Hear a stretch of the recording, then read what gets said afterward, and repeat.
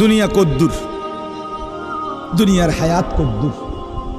আল্লাহ বলেন একটা উদাহরণ দিয়া বুঝান, নবীকে বলছে কি দিয়া বুঝান? উদাহরণ।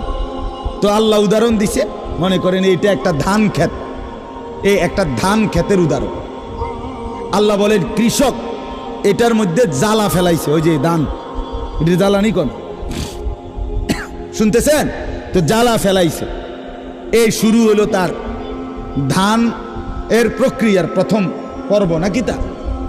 আল্লাহ বলেন তো এই ধান গাছের উপরে আকাশ থেকে আমি আল্লাহ পানি বর্ষণ করলাম, বৃষ্টির আকারে অথবা কুয়াশার আকারে। তো পানি বর্ষণ হলো। এখন কি হলো? আল্লাহ বলেন এরপরে ধীরে ধীরে লক্ষ্য করেন যে এই ধান গাছ থেকে কয়েকদিন পরে ছোট্ট একটা সবুজ গাছের চারা বের হইছে। এবার খেয়াল রাখেন এই